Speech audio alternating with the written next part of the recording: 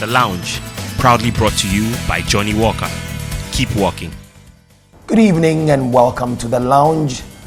It's coming to you from the Equator Bar at the La Palm Royal Beach Hotel. My name is Kwaku Sakyi-Addo and The Lounge is brought to you by Johnny Walker. Keep walking. So, you've seen the 4-hour grilling of ministers designate, answering questions ranging from broad policy to granular operational details. Some have been a virtual college considering the breadth and depth of knowledge of the nominees, as well as from committee members in some instances.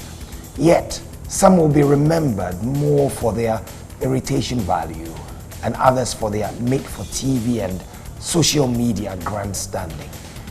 But is there a better way to hire a minister? What qualities must a minister have? And does President Akufo-Addo's prospective cabinet have it?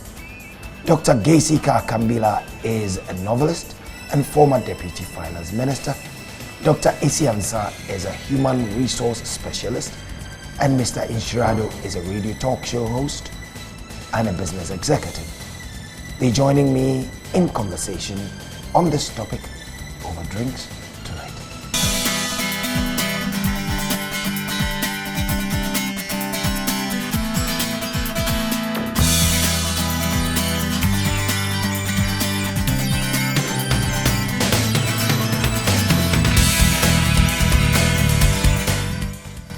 Thanks for joining us. Well, so, let me start with you, Dr. Agambilla.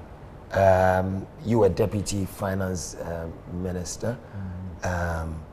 Do you recognize the process that we're watching and listening to right now, the vetting process? Well, I went through vetting myself when I was nominated by President Akufo.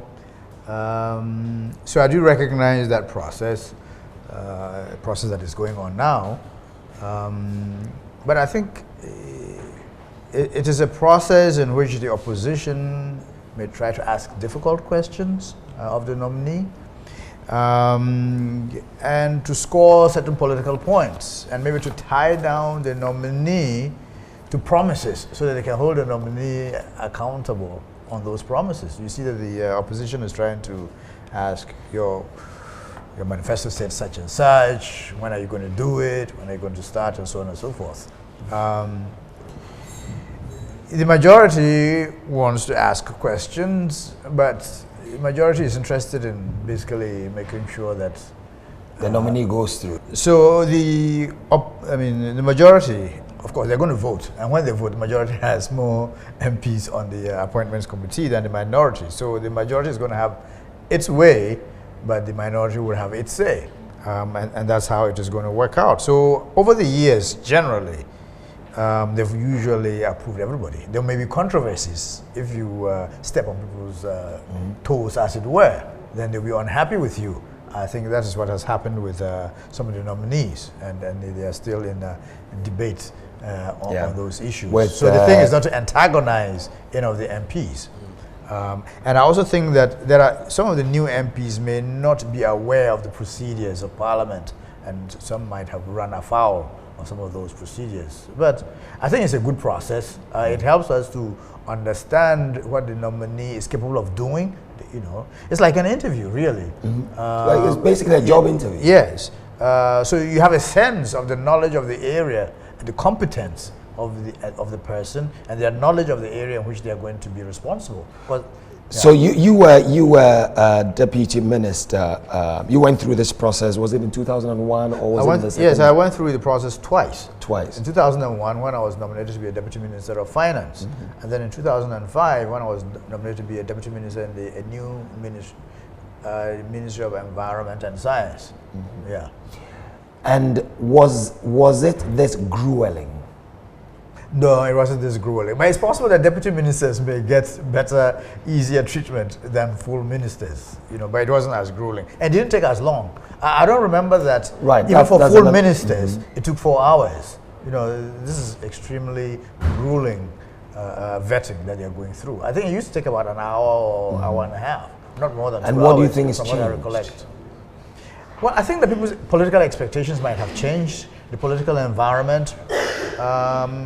So those may be the factors at work.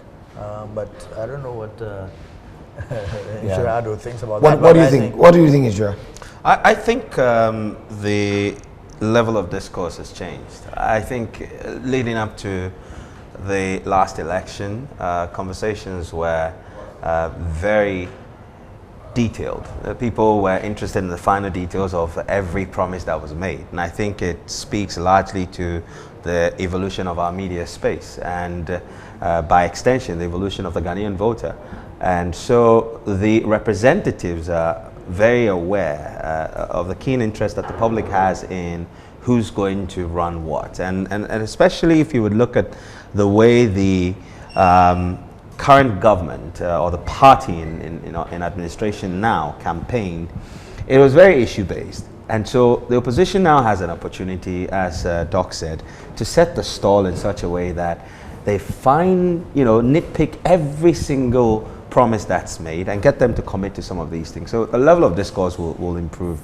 There are 4 key areas here. See, the person who's been nominated, the parties involved, the process itself, and I think also the persons, the panel that are making up the panel. That's the vetting committee. Yeah, the appointments committee. That's right.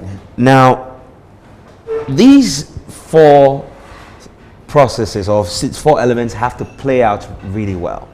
The person who's being brought together in front of the appointments committee will have to, first of all, clearly have an understanding of the environment and the space that they're being nominated for. Beyond that, they have to connect with the panel, because if you look back at the vetting that we've seen so far, there were some that there was a certain level of familiarity. So you would have felt that, okay, he may have, those individuals may have had an easier ride. For example? I think, for example, the health. Dr. Kwaku. Yes, he was himself. He cracked a few jokes. I think with Dr. Matthew Poku for education. That's right. He had a far easier session compared to Bwache, for example. So Doc rightly said, if you're approaching them, your posturing is critical to how you get grilled. If you walk but in, these 2 gentlemen are members of parliament. Do you think that the members of parliament were treated differently, or they themselves behaved differently towards their colleague MPs? Well, if you look at the nominees who've had trouble, it is because of things they've said before somewhere else. Prime examples, Ejakun, that he accused the president of being corrupt. Honorable Nitwell was arguing this evening that no, he said that the president chose corrupt procurement over something else, something like that anyway. So I think that kind of, it's like a needle, in the skin of the opposition. They don't like that. Honorable Mafo had problems because they said he said something somewhere that had ethnic implications, and he said it's not true, but they have a problem with that. Now, Mafo ordinarily shouldn't have a problem with the MPs because he was a member of parliament for a long time. So he would have been treated with deference, and he's older than most of them. But because of that issue, they have a problem with him. Then there was a former MP as well, the one who was Dr. Kuto, who was nominated to be the Minister for Agric. He also had problems.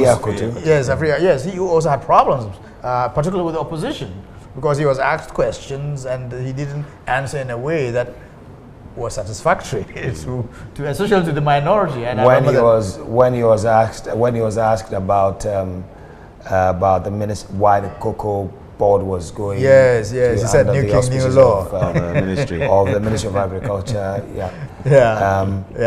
He also, was vetted for like 4 hours. Yes. Do you think that?